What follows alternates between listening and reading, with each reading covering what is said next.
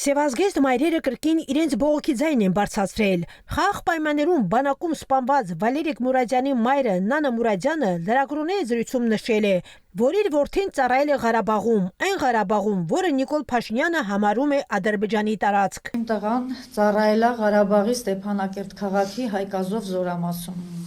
Այն Ղարաբաղի, որը որ այսօր վարչապետը Նիկոլ Փաշինյանը ասում է, որ Ղարաբաղը Ադրբեջանն է։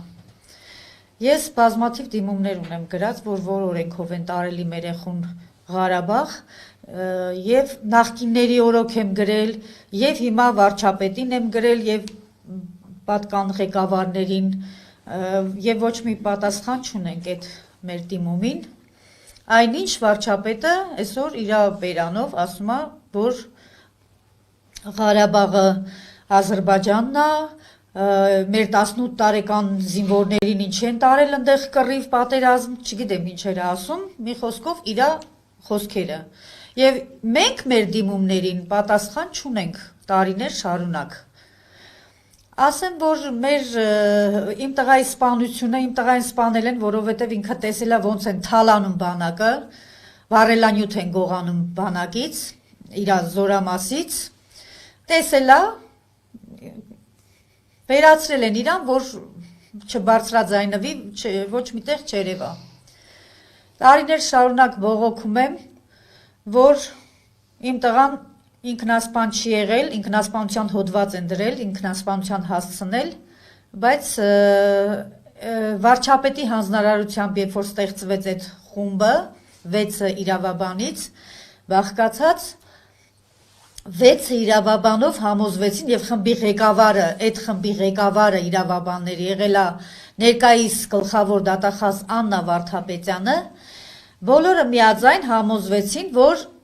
պաշտոնական վարկածներին չի համապատասխանում այս 5 քրեական գործը, նաեւ իմ որդու գործը։ Աննա Վարդապետյանը ասեց, որ ներկայացրեց վարչապետին, որ այս գործերը, այս մայրերը ճիշտ են, սպանություններ է եւ պետք է վերավորակում ստանա այս գործերը եւ հոդվածները փոխվի։ Երբ որ վարչապետին վերջին անգամ վերջին գործի ժամանակ ինքը ներկայացրեց եւս մեկ գործ, վարչապետը ասեց, որ ես իմ ձեռքերը ուրեմն լվանում եմ, քաշվում եմ մի կողմ, Վարդապետյան, գնում ես դատախազություն, գլխավոր դատախազի պաշտոնի եմ քեզ նշանակում, այս գործերը տար հետդ, որպես օժիտ, եւ ավելի լայն կլինի այնտեղ քո հնարավորությունները, որ ուսումնասիրես այս քրեական գործերը։ Այնինչ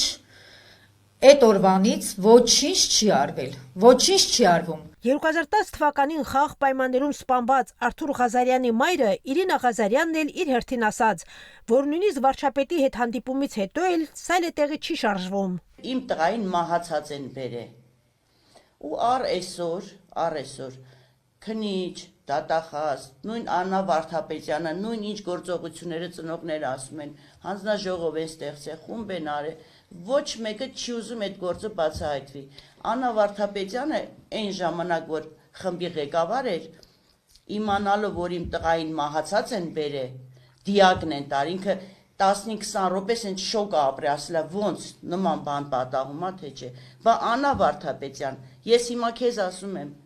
դու անձամբ իմ տղայի գործերը ուսումնասիրել ես ու տեսել ես, որ իմ տղային մահացած դիակը բերել են Մուրացանի գոսպիտալ, տաք հոտ են տվել։ Դու այդքան բանը տեսնելով, որպես երկրի դատախազ, նույնիսկ քո մեջ մի փոքր մարդկային բան չի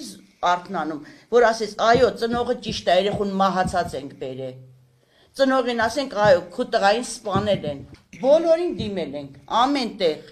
Հանձնաժողովը ստեղծել են, խումբը ստեղծել են։ Ումա ձեր տալի, որ զինվորին տանում են գլուխը ուտում է ու գործը չի բացահայտում։ Այսինքն էսի պաշտպանության նախարարն է, քննչականն է, դատախազությունն է,